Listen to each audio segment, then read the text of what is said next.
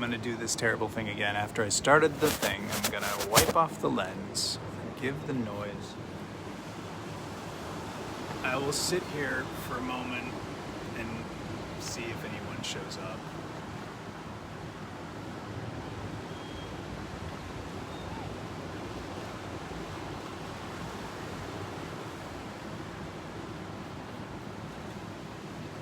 Hi there.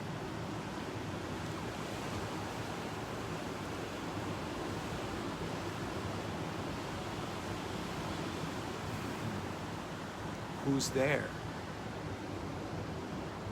Hi. Hello, nice to see you. So, how was your day today? It's Beltane, kind of, not really. It's the day usually accepted in a secular way for Beltane, which some people consider the first day of spring or the first day of summer or the middle of summer or the middle of spring.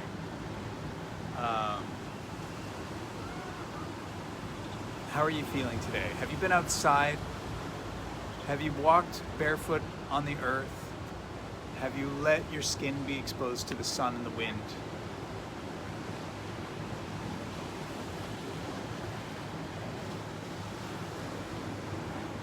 I did Qigong this morning and then swam in the ocean for quite a long time.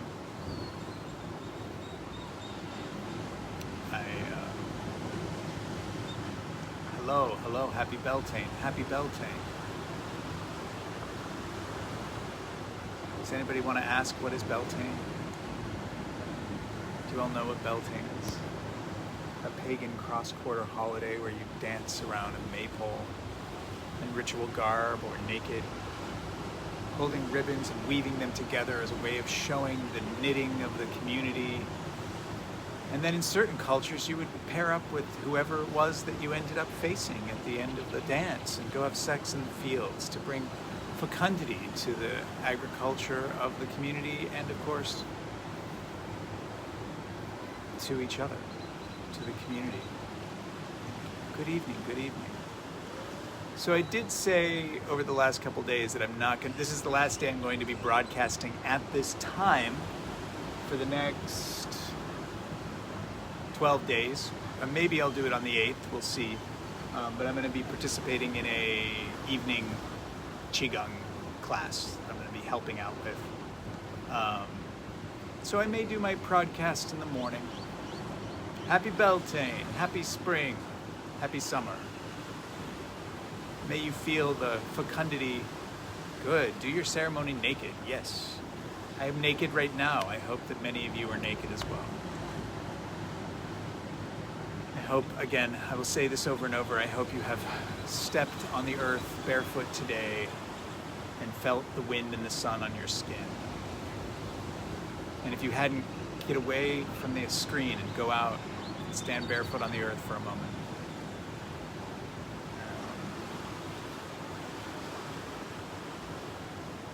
Beautiful boat right out there. So, would you guys like to hear some storytelling today? Hello. My contemporary reality is I ate a big loaf of bread a couple days ago, and I thought it would be a good idea. Some lady was baking bread, and I thought, oh, that sounds so nice. It wasn't like I imagined, like a good loaf of German or Dutch bread with seeds all over it. No, it was pretty morbidoso. It was soft. No teeth, no text, no content, but I ate it anyway because it was fresh out of the oven. And then when I woke up the next morning, my entire body was covered in hives, which has only progressively gotten worse. And what's very strange, seeing that it's only men on here right now, my penis has become incredibly swollen. Some people are into that sort of thing, but it's very uncomfortable. So my whole body is kind of inflamed with hives. I've only ever had this happen in my life twice before, once when I was 8 and once when I was 29.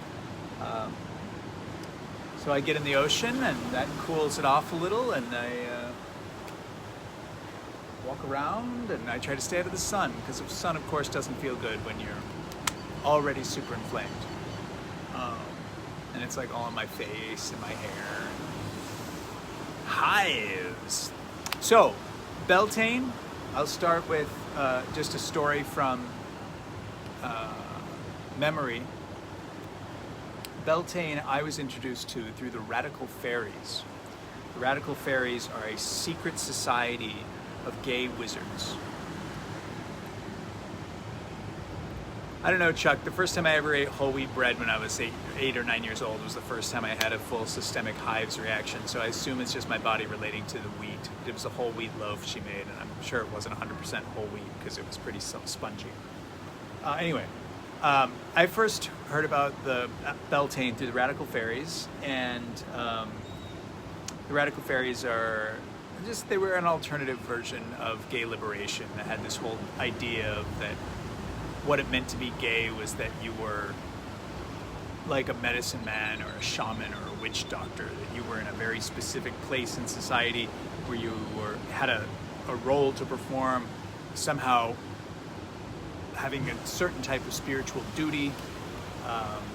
And in my talk that I did about sex last week, I talked a little bit about that in Sex and Spirituality. There's a lot of people who just assume because people are homosexual they have special relationships with spirituality. And I really liked that aspect of the Radical Fairies, that they were saying instead of we're just like everyone else and we should have the same rights as everyone else. In the early days of gay liberation, they said we're not the same as everyone else. We're different, but we should learn how to fulfill our role in society well and be respected for it.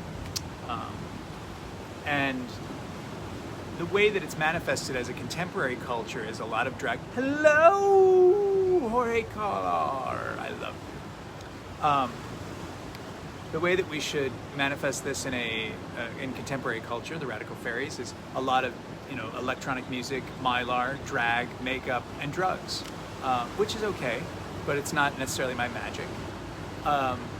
But Radical Fairies are also multidimensional spiritual sexual beings, and they have, I was talking with Jorge about this earlier, that they have rituals where they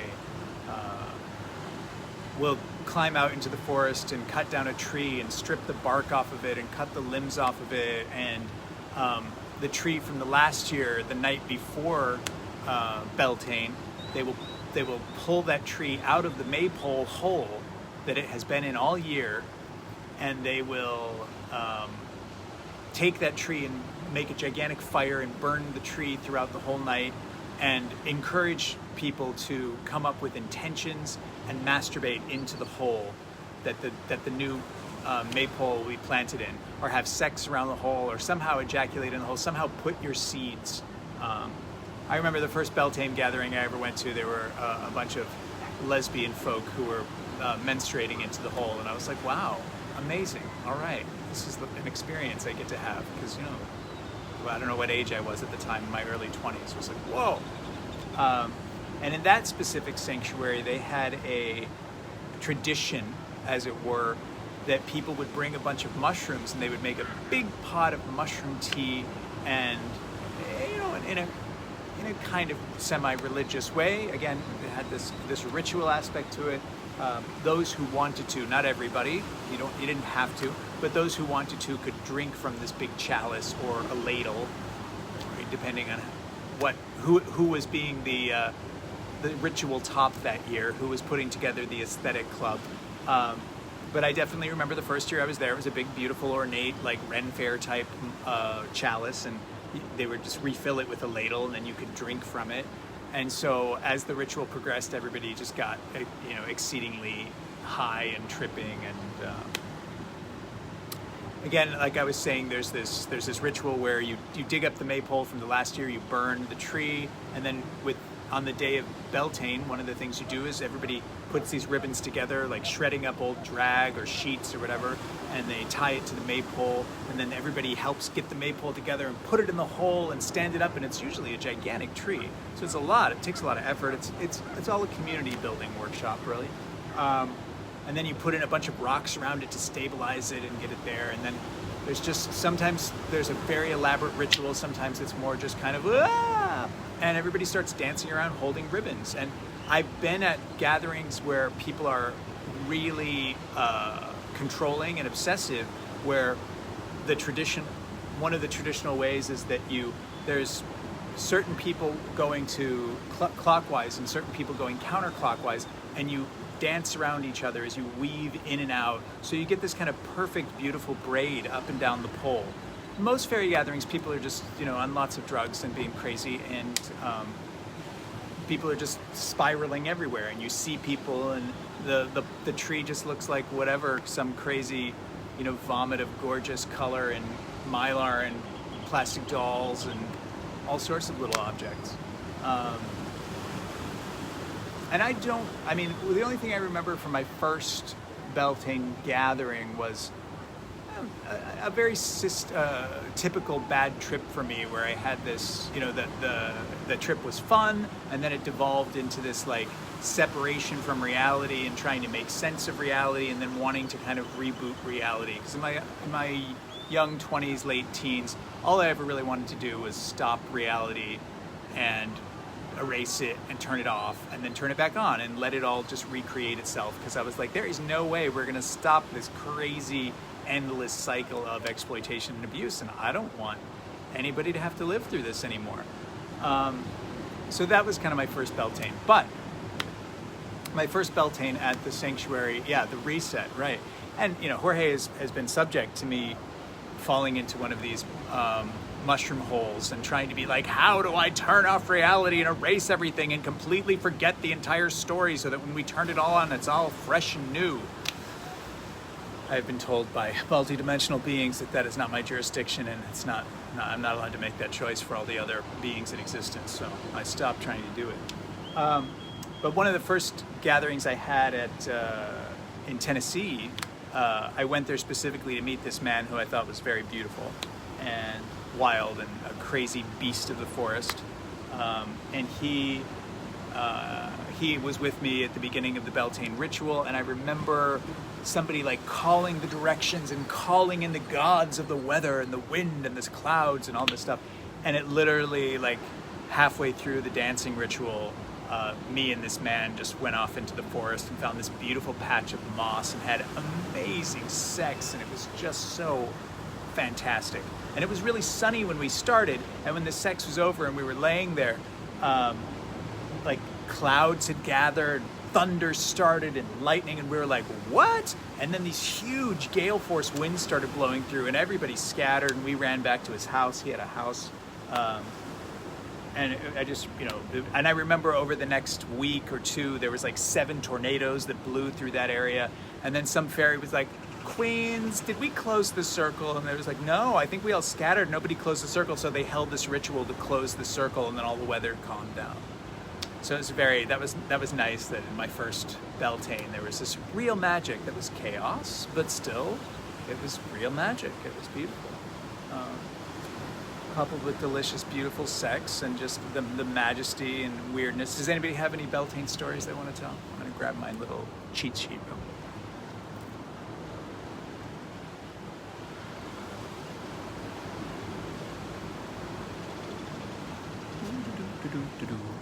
Nothing. You can't see anything below the waist. It's fine.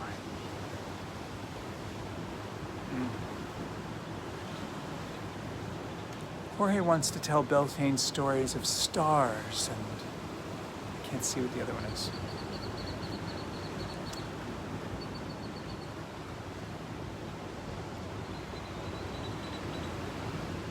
So I'm going to bring up a story from my list of stories on my old phone, which is a little slow. That's okay. There we go. Does anybody want to shout out a number between 148 and 1? You can just pull one out of your head. If you'd like to go to a festivus or a festival. Hola, Joseph. Ciao.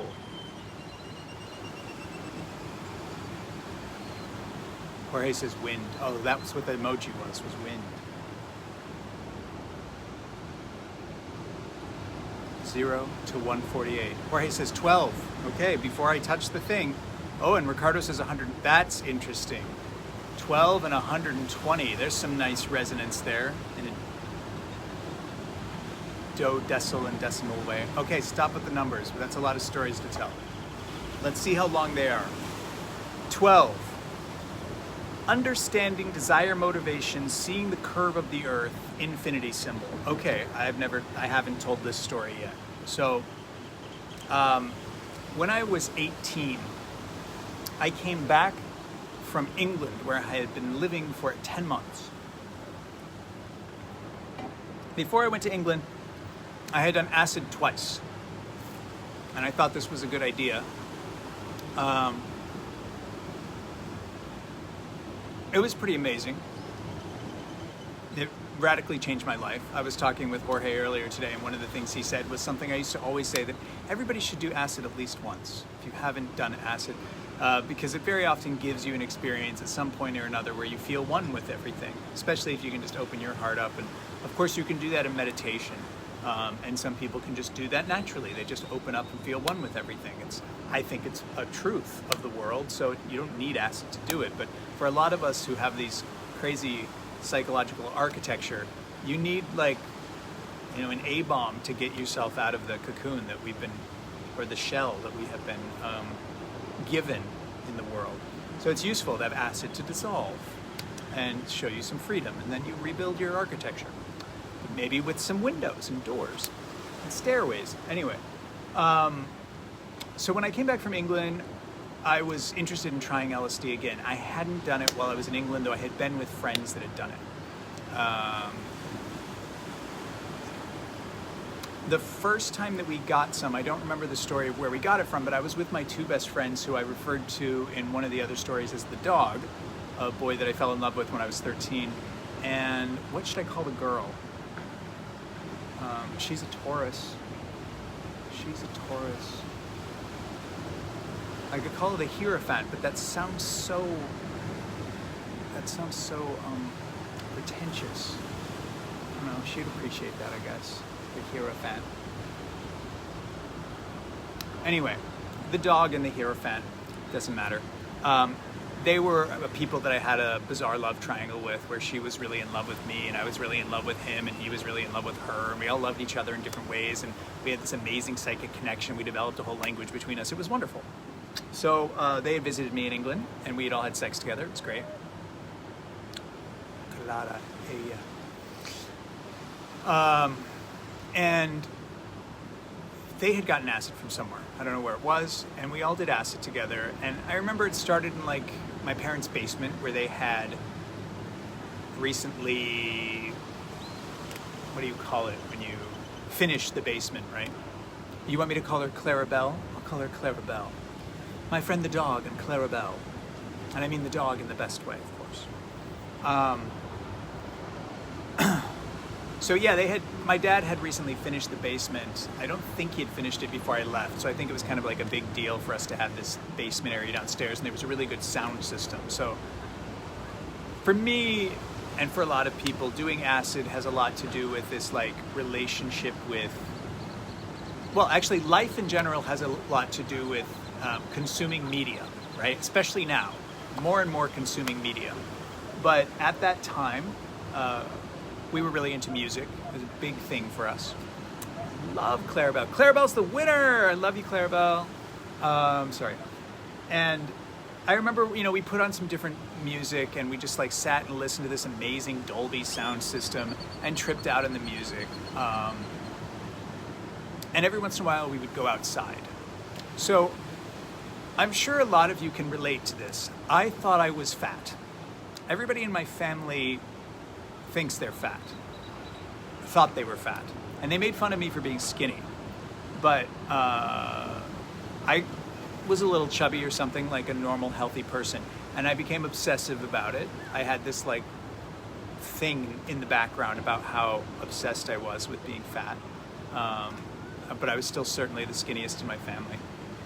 And I remember laying on the floor and tripping out in this music and seeing clouds undulate, turning in on themselves in multiple dimensions, and this is before I was able to do time lapses. I don't know if any of you watched the time lapse I did recently of the clouds and the sunset. It was one of my favorite time lapses I've ever made. The sunset or the sunrise clouds are astounding. But I was having this very clear visual, and the song was called Swallow Baby. It was a remix of this band. Yeah, it was Undulation, but it was more than undulation. It was like something disappearing into itself and giving birth to it. So it was like fractal conception. That image and that idea hugely affected me for quite a few years. The texture of the song created this image that in my mind that looked like this, and I was seeing it like clouds in the sky, and I was like, I want to go see the clouds in the sky right now. And it was right around sunset, so we went outside, and I'd helped my dad build a deck over the pond. So I come from out in the fields that got turned into subdivisions and stuff. But at the point that I was a child, there weren't subdivisions around us. We just had a quite humble McMansion compared to the buildings that were built after us. But we had a pond, and we'd built a deck over the pond, and we were standing on the deck, tripping and watching the sunset. And it was the first time in my life, and I've really only had this experience a few times since then. All of us, except the few flat earthers who exist, but I don't know if there's any on the call right now, all of us understand that the earth is round and that there's a atmosphere over us that is also round. We all have this scientific understanding of that if we've followed any kind of science. But when you look, you don't necessarily see it. It's funny, I just glanced at the sky and I'm like, well, I totally see it right now. But I had never seen it before. And while tripping on acid, I remember looking at the sunset and being able to see the curve of the sky and the curve of the earth. And Indiana is very flat, so it's not like I was up with distance and being able to see things. And I wouldn't say that I can see the curve of the ocean here. I can look out and see the horizon, and I can't say that I can see the curve of the ocean there, but I can understand how it's there. But I can see the curve of the sky right now. It was this amazing sensation to feel myself completely aware of the structure of the world around me and how the world was constantly, like through entropy, digesting itself, assimilating itself, and giving birth to itself at that same time. Again, Buddhists have this concept that like every second, everything in existence is created and completely destroyed and recreated like 17 trillion times every second. And I was seeing that in this hallucination. When I went outside and I saw the curve of the earth, I felt my body, and it was very nice. I felt the little bit of belly that I had, and I thought, oh, you know, you're not fat. You have just the right amount of stored energy that you might need if you didn't want to eat or if you got cold. Your body's in perfect balance. And it was this really amazing experience to be able to just be 100% present with the world around me and with my own body and accept it as it was. I tried to explain to my friends what this experience was like. They were having their own trips. And I tried to explain to them this vision I got while listening to this song. And I think we had listened to the whole album, or maybe we had a 5-disc CD changer that was shuffling between the 5 discs. But I went down and we specifically put that song back on again, and I started drawing in my journal, which I'm not somebody who draws very well, but there was especially after my year in England where I took art classes, I was in the habit of drawing regularly. So I drew this image of a person, and I had a very clear idea that the way the world worked was we thought of things. We decided we wanted them. And these things could be like a new car, a job in the Pentagon, happiness and peace on earth, wings, whatever, anything you could imagine you wanted. And that desire created an energy that went out in front of us, but also into the future. So it moved in these 3-dimensional realms out from our heart or from our belly into the front of us. And to a certain degree, it would curl back and bring things to us. Our desire would create this energy flow that would move forward and then bring energy back to us. And like it was pulling energy back to us, it would then go through our body behind us and filling the space behind us, which I always think is a magical place of mystery, because you can't see behind you. Even if you turn your head, there's always a behind your head. So there's always this mystical mystery that's accessible to everyone because it's right behind you right now. And you can hide things back there in the back of your mind, in the darkness of forgetfulness. It's right behind you all the time. There were songs that related to this about 8.5. So this was also very inspired by 8.5, because the symbol 8 is the symbol of infinity, the lemniscate. We were into Fellini, we were into shellac. Steve Albini, he had this song,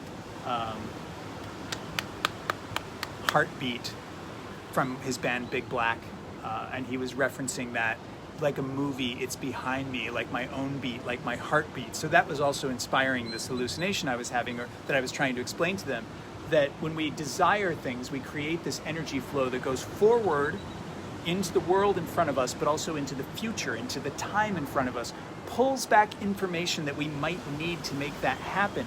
But then that flows through us into the past, and it connects with like, well, what have I done that might help me get what I want or keep me from getting what I want? So we're getting informed by the mystery behind us and the past behind us. And after that reaches into the past and to the blackness, the mystery behind us, it comes back through to the front and mixes with that desire.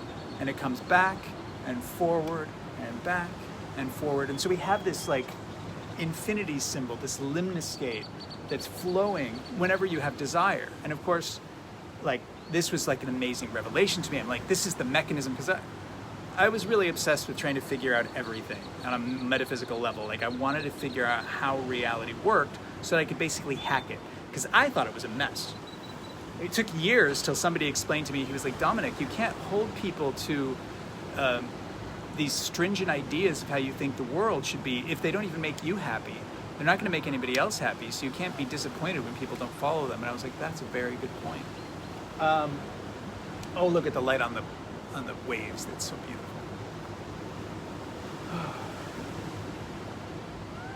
But I drew this wonderful illustration that had like the way that it created the aura around you, because as this field generated front and back, it expanded out from the center as well and informed a whole energy field around you that protected you but also manifested the world around you. And maybe this is a understanding I have about reality that lines up with my astrology or my human design or my DNA or whatever you want to say. Or maybe I was just tripping. I do know that when I've learned to really meditate and sit and be still, it is possible to kind of stop that flow of desire and jumping into the past and the future and just being concentrated in the center, which there's a whole other dimension of reality that can open up when there's not the expansion out into the past and the future.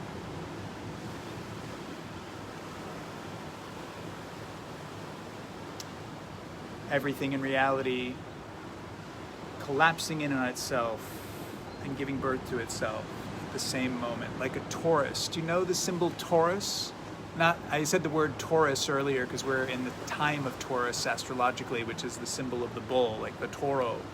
But there's a physics term, a torus, that describes a three-dimensional shape or multi-dimensional shape that looks like a donut or a bagel. But when I've done Danshan work, I've often imagined that the energy spirals in, like in this shape, but in a ring. So it's like a ring that all of the energy is turning in and going back and around itself. So it's an elaboration of the same idea. And then that ring itself could be spinning like this and spinning like this. So on multiple axes of movement, it's an energy generation, flow, absorption, assimilation. If you know what a Danshan is and you like doing Danshan meditation, you should try putting a torus in your Danshan and see how it feels. Pull in energy through the navel and let it start going. It's nice. Anyway, I think that story is adequately kind of told. There's no ending to it. It was just a understanding of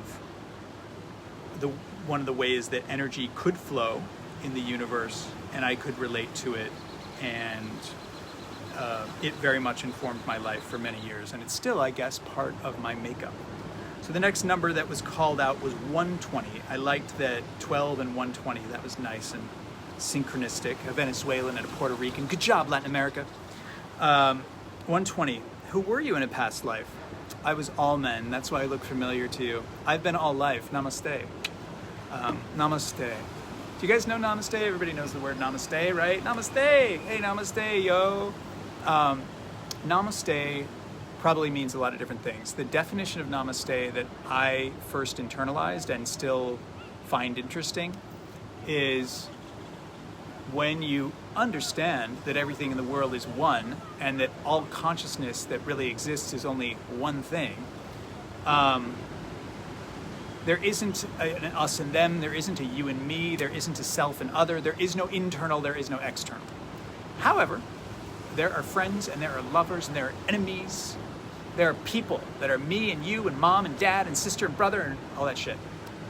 And when you look at someone, you can, from a place of wisdom, understand that, let's just put this in simple terms, we'll use a simple word like God, that God is, let's say, in your head and seeing through your face and moving your body. And God is looking at the other person and seeing God inside of them, because everything is God. Everyone is God. Every person is basically a puppet that God is embodying. He's not just manipulating with his hands, he's inside of it, or it, them, him. All beings are animated by fragments of God, and they all basically break down to just being God. Even in a Christian standpoint, they have the idea of the Father, the Son, the Holy Ghost, and the Holy Ghost is in all beings. And I at least feel that the story of Jesus and God is that, his only begotten Son, which is not really the truth. For me, the truth is that everybody is the Son of God, everybody is God. God is this mystical force that is all things, that is up in the sky, but God is also every person, and God is also all life that animates all life. That's just my take on the Trinity. I don't know. So Namaste means that the me that understands that I am all things sees all things in you with love and respect. Hi, how you doing? Namaste. When again, my friend, what was her name? Clarabelle? My friend Clarabelle, the Hierophant, she was the first person who introduced me to the concept of reincarnation, and I believe I was probably like 12 or 13 at the time.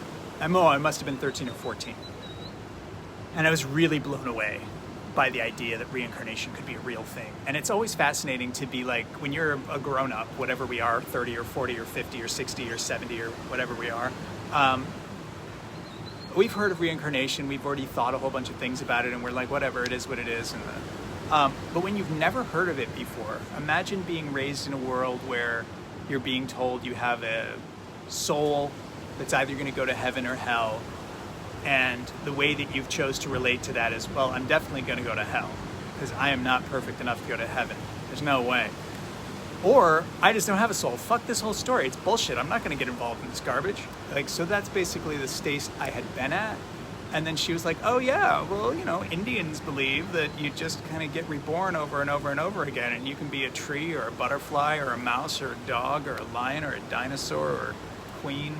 I was like, what? And the idea was just mind-blowing to me. And I asked her, do you believe in reincarnation? And she's like, and I was like, what? Why aren't you speaking? And she's like, if you're going to, I don't want to put anything into words around things like that. I was like, why? I was totally upset that she brought it up in words, but then she refused to commit to some belief about it because she felt like there was some multi-dimensional ramification. She was a great teacher to me, even though she proved to be crazy and dangerous later, and we're not really friends anymore. I will always love her. I met her when I was like 2 or something. But when she introduced me to reincarnation, I became obsessed with this idea, and my mother got into past life regressions. Even though she believes she's a good Catholic, she's got into past life regressions, I think through Wayne Dyer, which was a different view of past lives. That's fine. And she had done a couple past life regressions and told me some fucking amazing stories that I was like, there's no way that you just made that up. I don't even know how that came out of your brain. You know, again, as a, whatever I was, 18-year-old or 19-year-old at this time, when my mother told me this story, thinking like, whatever I knew about my mother, at that age, it's really hard to know your mother as a person. She's still your mother, and whatever that means. You're my mother, you're And so when she told me this story that she had through a past life regression, I was like, how the fuck did you make that up? That's crazy. That's amazing. That's awesome. And it connected with me being like the leader of a brothel, of a house of boys in ancient Italy, somewhere like 500 or 600 years ago, where I had like trained all the boys how to have sex, and you know, they were working the whole city. I think we were in Florence or something. And I was like, how did that come out of my mom's head? That's amazing. But of course, right? Of course. I have so many past lives as a prostitute, as a sacred intimate, as a courtesan. And I've always really resonated with that archetype, the Galibanti. So it was really hard for me to relate to what could I have been as a past life. My mother paid for me to have a past life regression.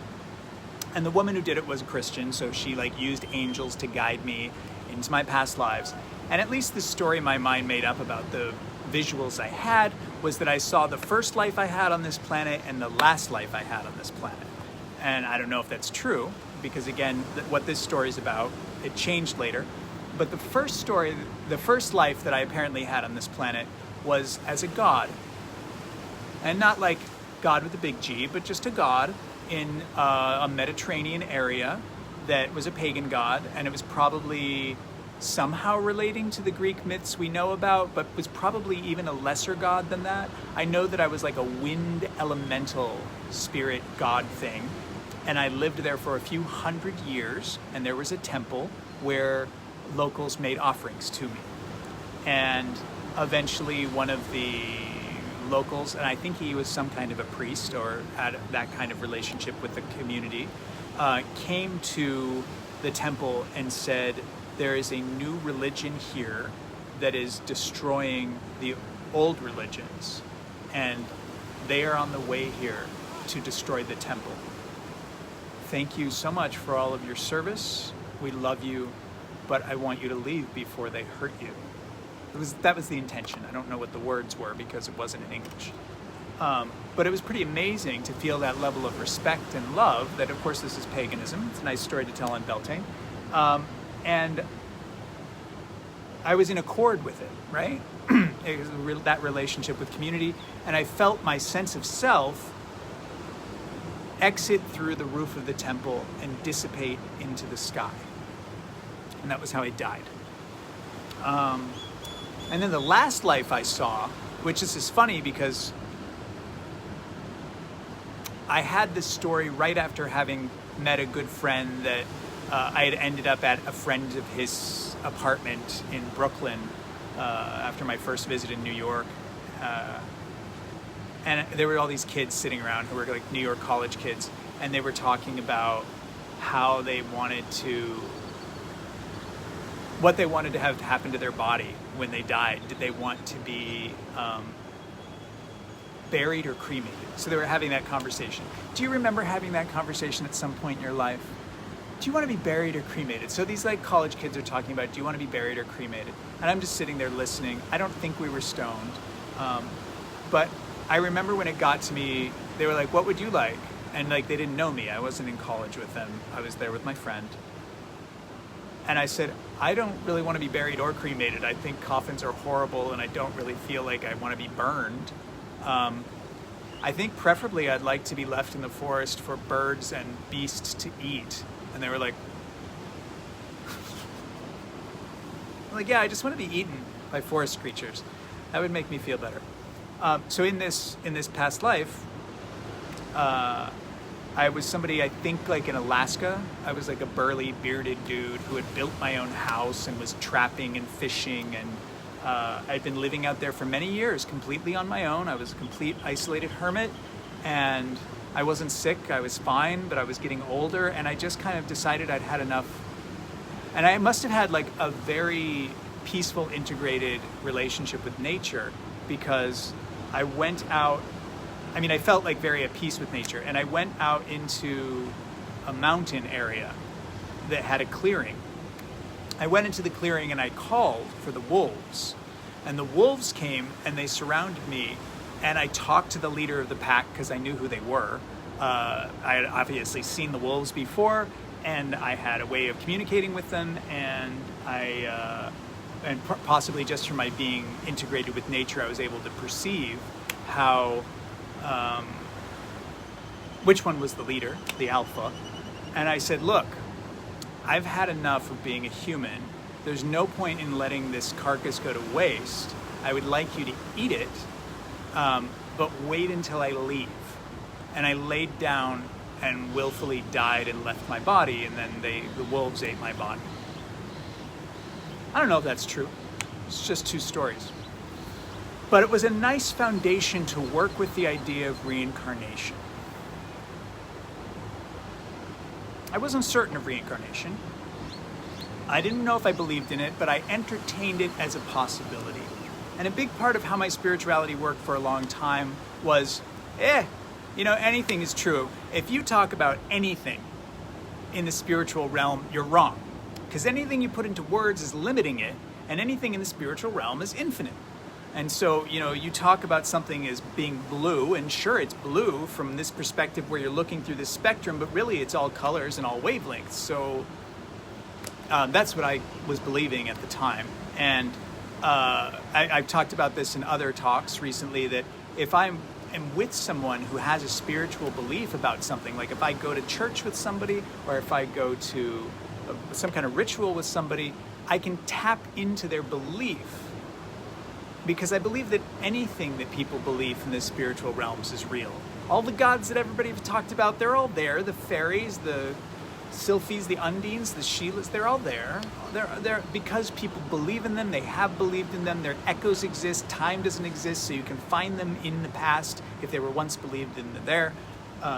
There are many that are still alive because people still believe in them, people still relate to them, and they exist in other dimensions, other realms. So I understood that reincarnation was something people believed in, and therefore it was there. But I myself was like, I don't know if I believe any specific stories about myself. I was obsessed with the beatniks as a kid, and there was this story about how they were obsessed with reincarnation for a while, and they would do a lot of speed and a lot of drugs, and then perform past life regressions on each other. And there was this whole pageant where William Burroughs decided he was one of the queens of England or something, and everybody got to treat him like the queen. So they were doing this game where they would find out who they'd been in past lives, and then everybody would treat them as that person for a while. See, being a human, being all things. So with this perception and with this sensation, I began to believe that it was just as likely that I was Caesar and Pan and Joe, Sally, and Jim, that I was any being you could pick at any point in history. That I was that person. That I could have been anyone. That I in fact was all of them. That the true soul that I was relating to was not the one that was Brian and Jim and Sally and Fred, who then was reborn as Dominic, but that the true soul I was relating to with that Namaste idea was the life force that is all things. That not only have I been all creatures, I used to say things like all the time, oh, remember when we were dinosaurs? Remember how nice it was when we were birds and we could just fly around? Remember when we were squirrels and we loved each other and we'd like hide nuts for each other? You can look at history, you can look at the story of life through any lens. And if you look at it as a love story, like, oh, remember when I was the clouds and I would hold back for a long time so you'd get really dry, and then I'd just float over your forests and I would just wash you in fog and rain and you would just blossom. It was so beautiful. Why not? Why can I not have been that? Of course I was that. Of course you were that. We were all that. And we all are that, again, outside of time and distance. But again, this was all like theoretical. And as I traveled, hey, Michael, again, inspired this list that these stories come from. When I traveled, so often I would meet people that'd be like, oh, don't I know you from somewhere? And I'd be like, I don't know, maybe. I travel and meet people all the time. Maybe we met somewhere. Did I meet you in Brazil? Did I meet you in Chicago? Did we get together somewhere in the mountains of Italy? And they'd be like, I don't think so. But I had this happen so often that what I decided was what they were seeing in me was themselves. That everybody I met who felt like they had met me before, what they were doing was feeling the resonance of like, oh, that's myself. But it's also my brother. I mean, it's also my mom. I mean, it's also that guy I was in love with. It's also my boyfriend right now. You know, like that they were feeling that resonant with anything that they loved within me. And countless times I've met people who I've had conversations with who have been like, I can't believe I'm telling you this because I never say this to anybody and I feel like I've known you forever. I can't believe I just met you 2 hours ago.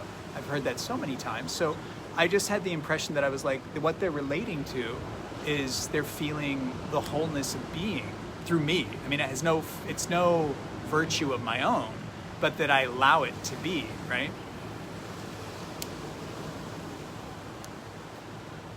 But eventually, a friend of mine was dying of cancer. In like 2011, I went out there to help him, and he had lived in this life as a priest and a monk and a hermit.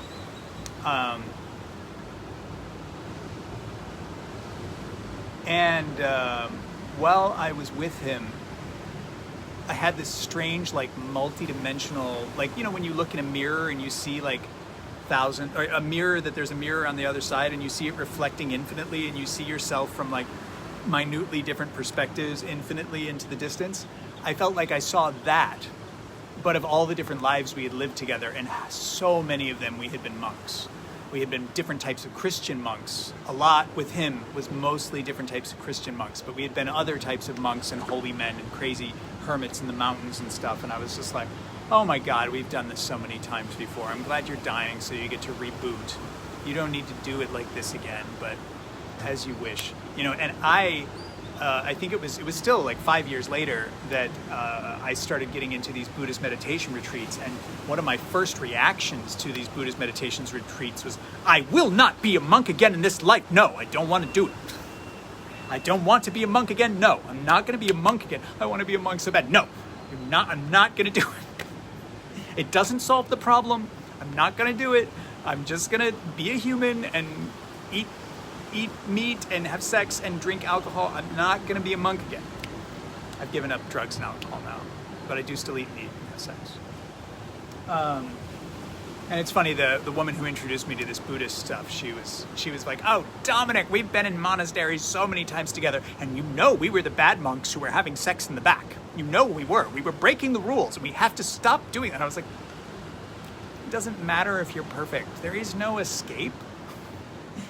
I really aspire to that, or ascribe to that Bodhisattva Vow idea, which I didn't learn until years after I had this belief, that we're all one being, having this experience of billions and billions and billions and trillions of separations. Because we're not just all the humans, we're also the katydids and the trees and the water and the rocks.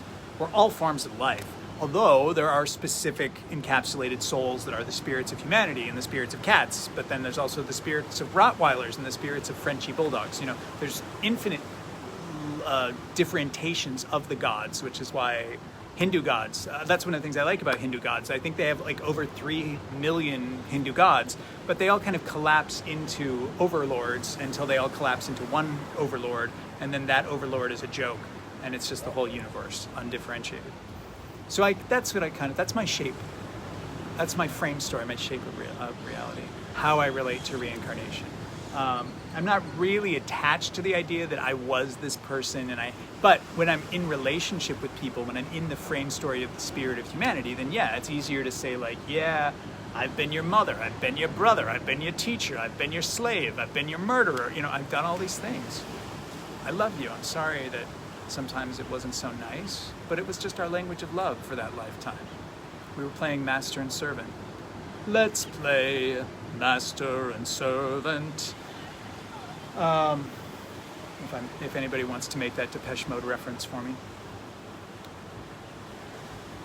And sometimes we have a choice to redefine our roles, and sometimes we don't. And we can't be angry or derisive when we don't have the consciousness to redefine our roles. And if you have relationships with people where you're just like, I really want to change the script here, I don't want to keep being this character with you, sometimes you don't get that option. And the only way you get away from playing that character is not interacting with that person. But eventually you're probably going to have to, in some life or another. And I am the kind of hippie spiritual dude who, when people ask me like how old I am, how old are you? I'll usually say something like, 700,000 years old. 5,000, I'm just 5,000 years old. And people be like, I mean in this life, or whatever, you know. When I was younger, people always like, you're an old soul. So of course I played on that. I'm like, how old are you? I'm 4 billion Earth years old, but different time frame. Anyway, and then what was the number after 120? I think Kenneth called it out. 120, Clarabelle. 25. It's a quarter. 25. What is 25?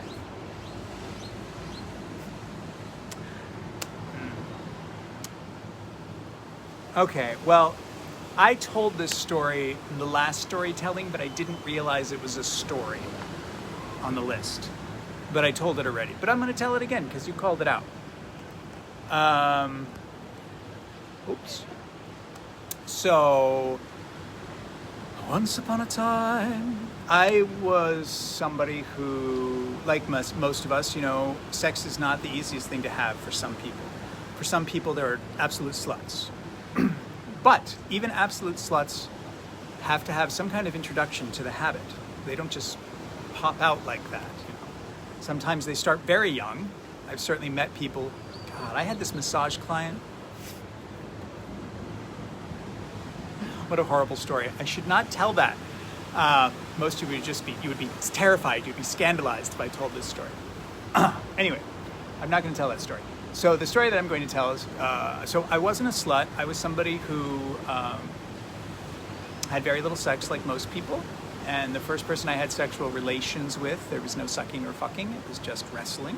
And I loved him very much. And I imagined living with him forever and working out in the gym with him and getting muscular from wrestling with him and actually building muscles from just straining against each other. And it was so pure, and I wanted all of us, you know, to do all these things. There are lots of people in the world that have only had sex with a few people, or only one person. You know, they get married, they've never had sex before, and they just have sex with that one person their whole life, and they both kind of get sick of having sex together, and one just masturbates a lot, and the other one doesn't have sex anymore, whatever these relationships.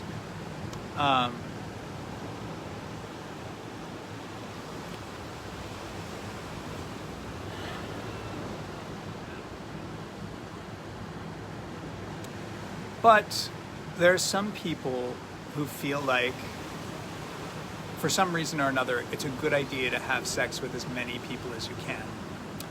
One of the stories that I tell is that because I've always been attracted to older men, the gay men that I met that were of the age group that I was attracted to were the ones who had survived the plague, right? The other plague, not this plague. The plague before, the HIV one, the AIDS one, the grid one, you know, that one.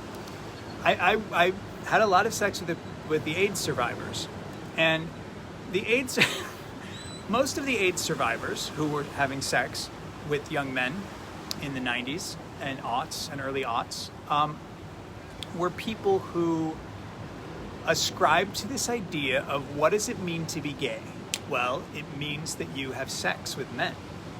That being gay for a lot of these people that were in the sexual world, like people I could find on the internet or at bars or bathhouses or whatever, were people who identified in their mind that what it meant to be gay was maybe dancing at discos, maybe doing drugs, maybe going to the gym, but it definitely meant that you had sex often, like you have dinner often. Hopefully daily, maybe a few times a day, right? And the idea was kind of horrifying to me at first because, again, the first person I tried to have sex with, which was like a 1.5-year relationship, and I only ejaculated with him once. He came almost every time we interacted. I only ejaculated once. But as I mentioned, I had this whole fantasy. Every time I would have sex with somebody, I would make up this whole relationship.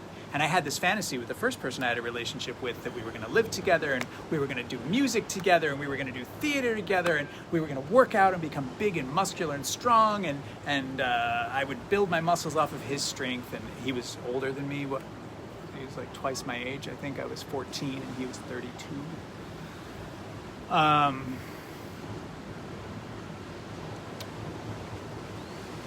So I had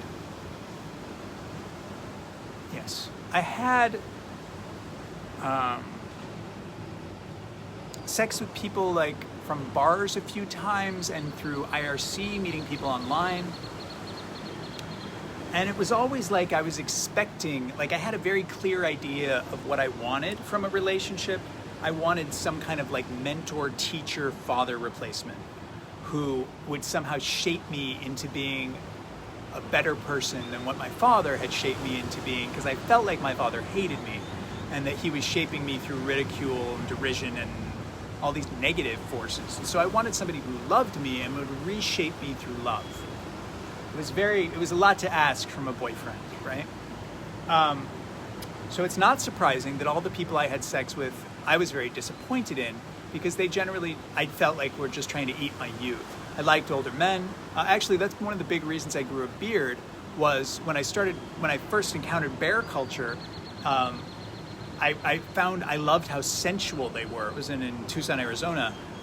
So I started growing my beard right away, and one of the things I noticed was that men who I felt were trying to eat my youth because I was young and they were older and I felt like they were vampires regardless of if they knew it or not, they were very turned off by the fact that I had a beard. They were like, oh, that makes you look older, and oh, you have such a handsome face, you should shave that off. And I was like, oh, this keeps vampires away. That's great, because I don't look like some young succulent thing. Oh, this is great. It's a shield. Perfect. And it associates me with the bears. Hi, bears. Woof. But it really just because they would touch me and cuddle me and pet me and be all sensual. But again, it had this like sexual objectification thing. I was masturbating to Twitter earlier today. Hi, what did you do today? Well, I was masturbating to Twitter earlier today with my swollen hive penis. And came upon somebody's Twitter feed that was like, I don't know, masculine, muscular, anonymous bottom 28 or whatever the fuck he was, where he was like, had a video of him sucking some dick through a glory hole in his apartment. And I'm not trying to shame any of you if that's your kink, but that always makes me feel so sad. It makes me feel so bad that somebody's preference of how to have sex with somebody is just to objectify them and be objectified themselves. I don't want a human connection. I don't want to actually relate to anyone at all. Please, no. I just want your penis as an object, and I just want to be a whole. Like, that freaks me out. It makes me feel really terrible. I don't want that kind of sex at all. And I was finding a lot of that when I was young. And in fact, you can find a lot of that everywhere.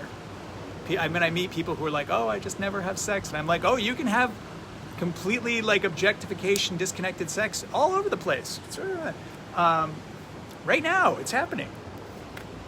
So I had these big expectations and these big desires, in the shape of a figure eight, going out and trying to shape the world. And I mentioned the Radical Fairies earlier. I had this idea that the Radical Fairies were a secret society of gay wizards, and that they would teach me how to harness sexual energy to transform reality and myself. That I could actually, if I'm not using my DNA to create a new being, like a child, I could use my sexual energy to reprogram my DNA. And I just came up with this shit from tripping. I don't think I got it from books. I think I just made it up. I don't know. My intuition, right? Channeling it from ascended masters. And sex was very frustrating to me because I wasn't finding anybody that wanted to. I couldn't even get to this level with them because I just felt like they were trying to drain me. They were all like drugs, and drunk, and objectification, disconnection. I remember one guy who I just thought was so hot. When I fucked him, he was crying, and I was like, why are you crying? And he couldn't articulate it to me, and it just freaked me out. It was terrifying. and some other guy I fell in love with, and I thought he was just so hot. And then, you know, we woke up the next morning after having awesome sex, and he was so furry, and he was like, "Oh, I'm a hairdresser," and he was just, and he just like was showing me all his collections about stuff, and I'm like, this isn't the world I want to live in at all. I don't care about this.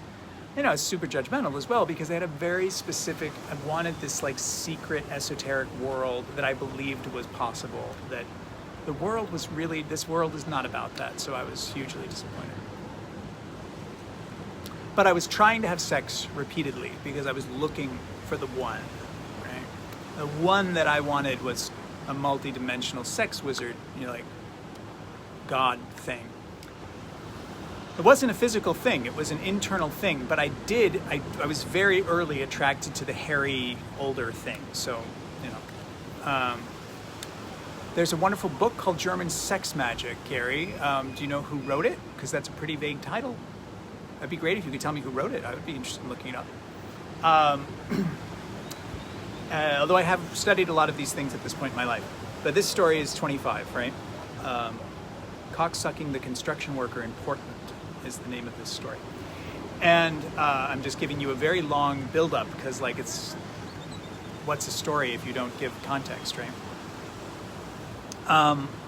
So I got it in my mind that perhaps I was being tested and I had to be worthy because, you know, Catholicism, right? Dominic, right? I had to be worthy somehow. So I thought that, okay, so in order to attract the perfect lover, I need to be the perfect lover. So I started having sex with that kind of idea. Like, what do I want? What do people want? How can I bring those together? And how can I be good at it? So when I meet my match, we're going to be, like, he won't have to teach me everything. I'll know it. And we can just start working together to transform reality right away. And I ended up, after a few heartbreaks, I ended up living in Portland in the back of my van, answering a Craigslist ad and going to live with an old lady, doing a work trade to live with her, which was horrible. And in that process, started doing massage for money. It was my first time doing massage for money. Met a guy on IRC who said, "Oh, you like giving massage?" Because that's one of the things I said I like doing.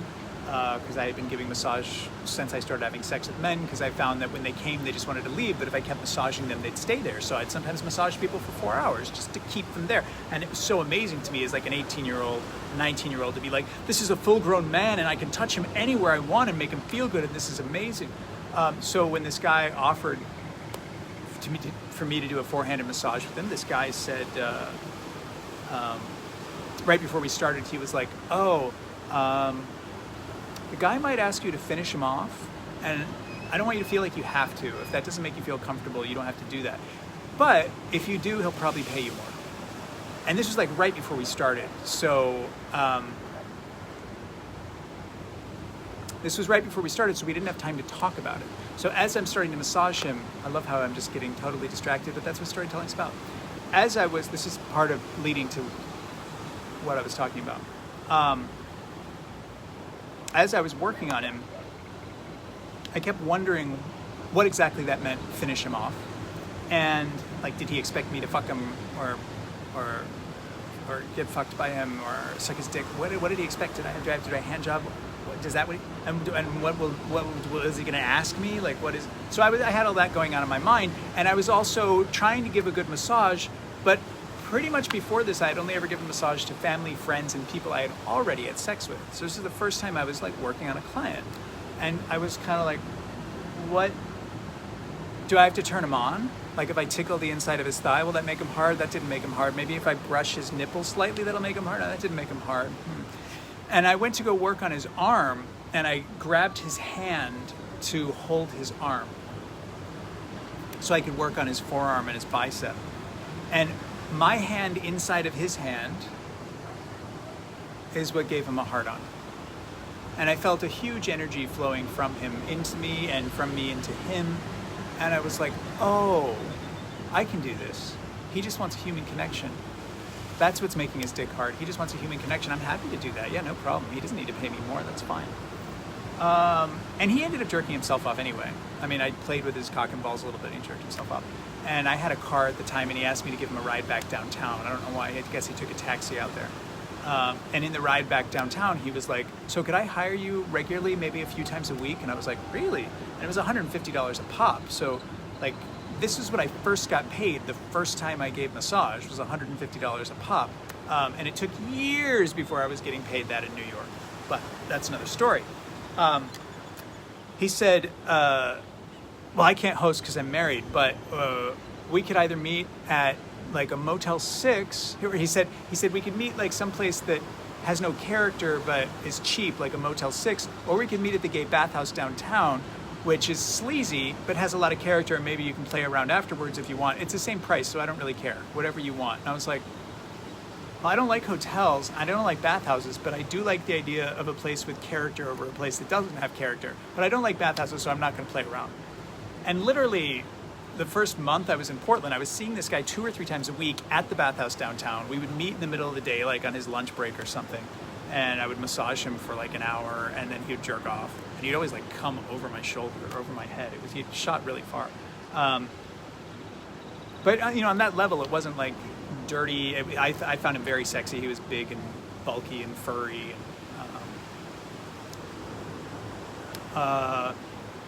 And one day I decided to go to the bathhouse on my own because I saw there was a bear gathering happening, and then a bear night. And then when I walked in, there were flyers saying that the radical fairies were doing non-dick-centered, non-ejaculatory-centered sex in the porn theater. And I was like, what? This bathhouse seems amazing.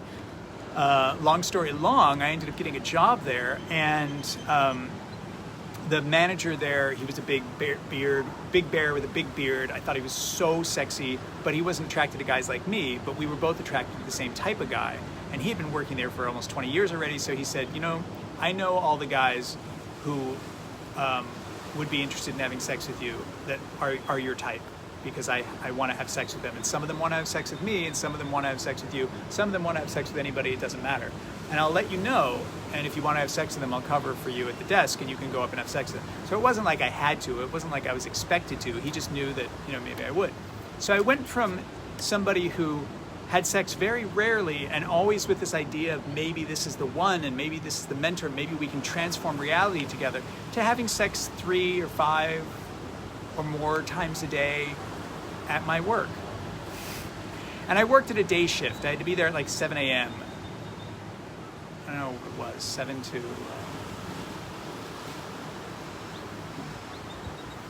I guess 7 to 4, maybe, 7 to 4, 7 to 3, working at this gay bathhouse. I was checking people in, changing the sheets, doing the laundry, that kind of thing. A little bit of cleaning, but I wasn't the cleaning guy. But I would also get to go have sex with them. And that's what this story's about.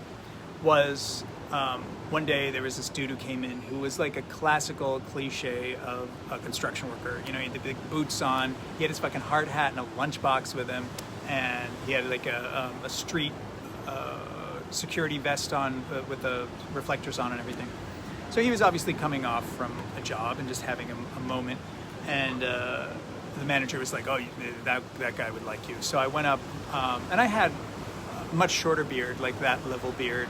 I would always keep it trimmed at that point, and long hair, but it was obviously a younger man's long hair. And I waited until the construction worker got into his room, but I knew what room he was in, and I walked up, and he didn't take his clothes off, and I was like, hey there. And one of the nice things about working during the middle of the day is there weren't that many people there. So usually, if I wanted to have sex with anybody, and if they were that midday crowd, they usually had a come and go, get in, get out kind of attitude. So he was like, yeah. And I was like, well, what do you want? He was like, I really want you to drain me.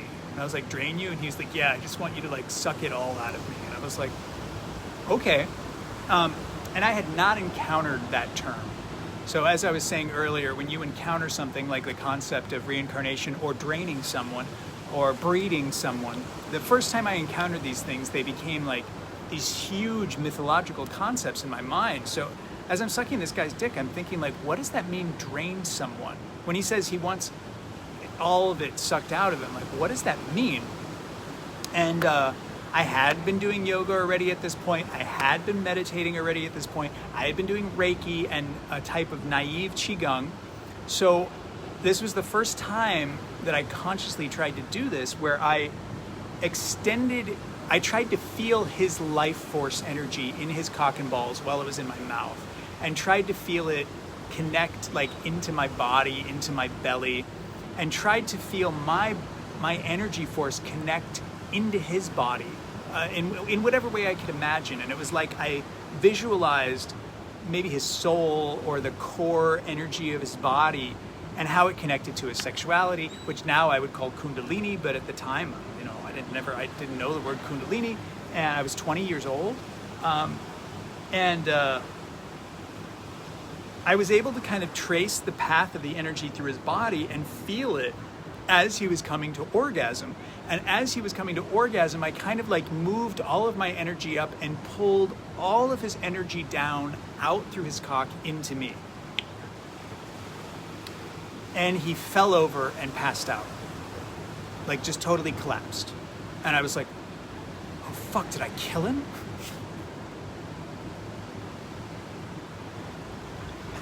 And I didn't kill him, obviously, but he was passed out for a while, and then when he came to, what I took away from that was a couple things, which I didn't talk about the first time I told the story because there was another tangent. But one thing was, people ask for things they don't necessarily know what they're asking for pretty often. And my perception of what he asked for was not really what he wanted, obviously. Or maybe it was, but I learned from that if somebody tells you to take everything, if somebody wants to be drained, that you really shouldn't take everything. That's just not a polite thing to do, because they need life force energy to live. And of course, there's infinite life force energy around, so they can always get more. But it's just not a generally nice thing to do, to suck so much life force out of somebody that they collapse.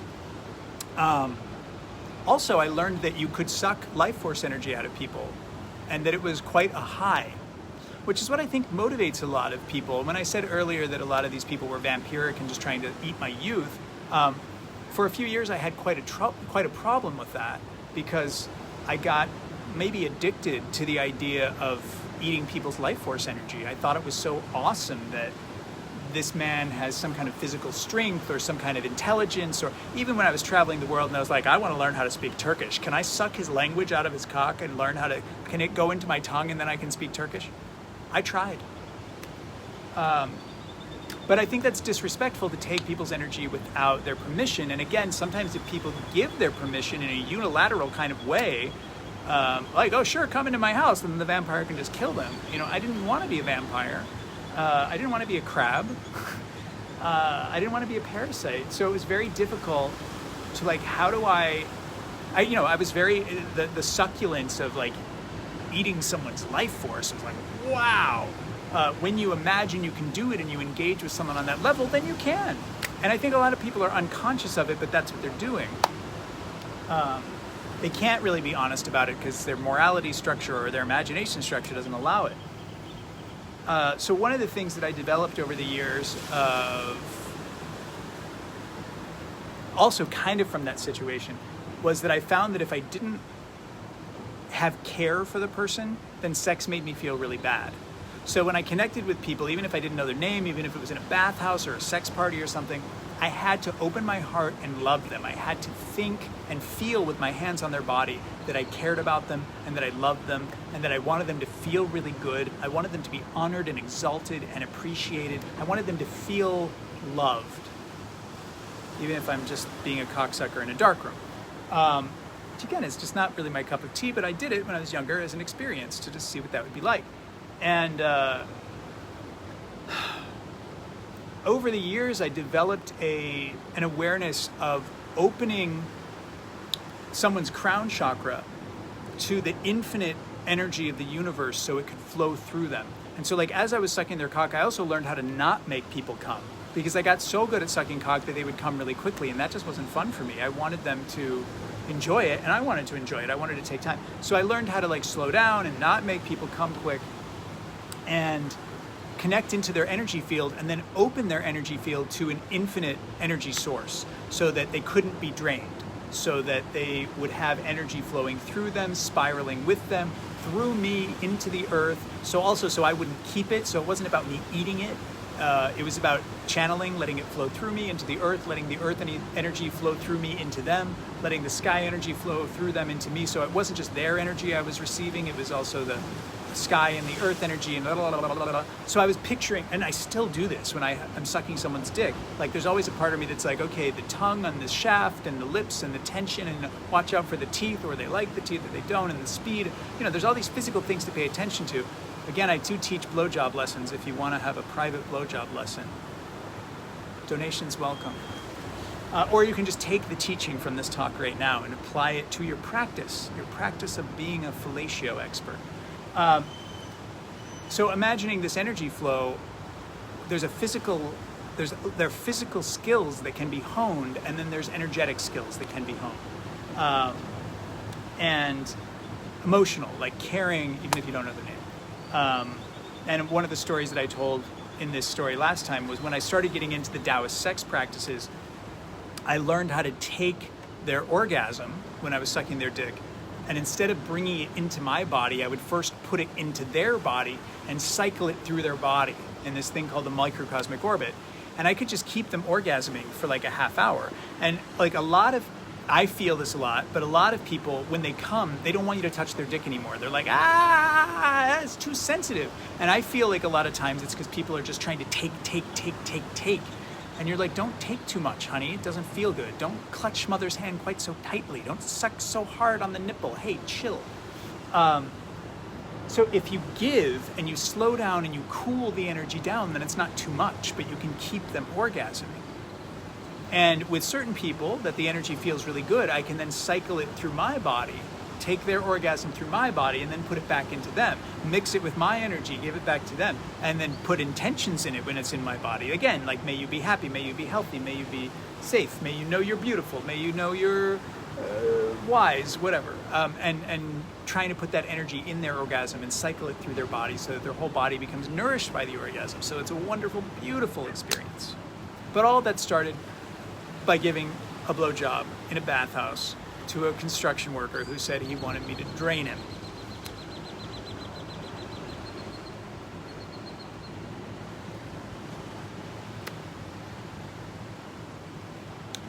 And that's where my mind went. S.E. Flowers, author of Fire and Ice, Secrets of the German Sex Magicians, a practical handbook for men and women. It's a fabulous book. I make sex last for hours now. If you have someone that you want to play an experiment for me, anyway, I like sex to blow your mind. Have we ever had sex, Gary? I can't see your picture very clearly. I know a Gary. Are you the Gary that I know from California who lives in Indiana? I think that's who you are. Maybe not. Maybe we've never met.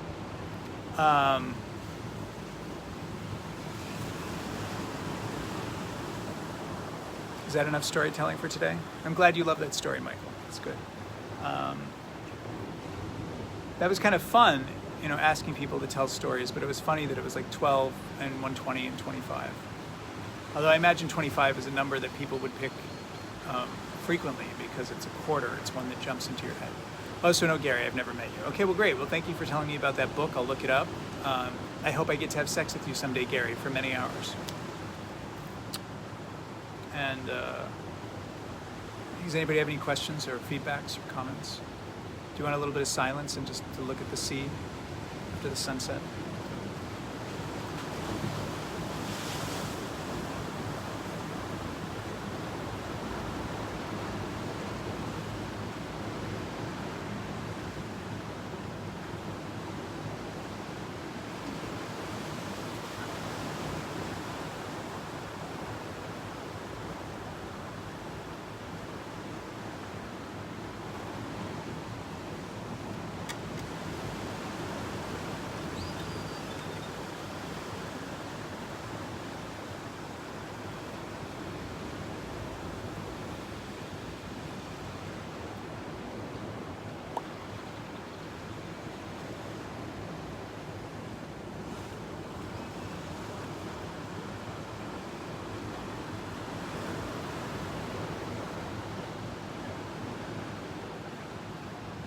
For anyone who's still employed and would like to send me some money, that'd be awesome. 'Cause I can't give massages till who knows when. Thank you, Gary. I appreciate it. I appreciate your appreciation. I appreciate your feedback and your recommendation. And I'm very happy to share. Happy Beltane. Beltane is kind of the middle of the moon, middle of this month. It's a very specific degree astrologically as well. So it's either, I think 5 days from now, which is the middle of Taurus, or the 7th is the full moon. Those are, I think, are more the real Beltanes. But this is May 1st, which is the date that usurped Beltane into mainstream culture. So it's the day that some people celebrate Beltane.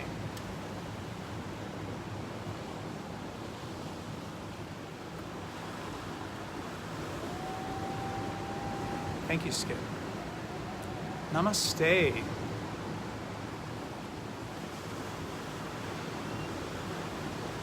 It's good to be here with you, everyone. May you have peace and happiness and a wonderful connection with nature, peace in your soul. May you feel free of fear, free of worry. May you enjoy the goodness of your life and have a very inspiring, creative year.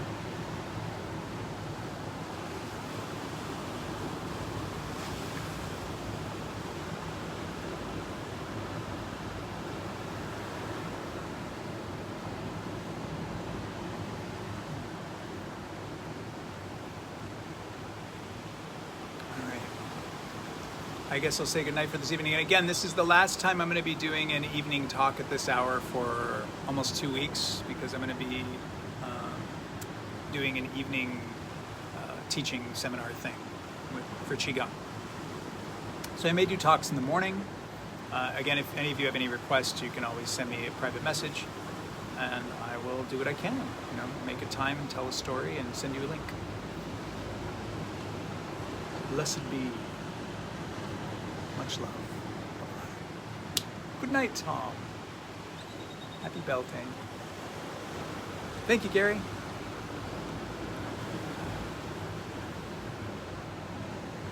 Oh, yeah? Cool. You had heard it the first time, Kenneth, and you wanted to hear me tell it again?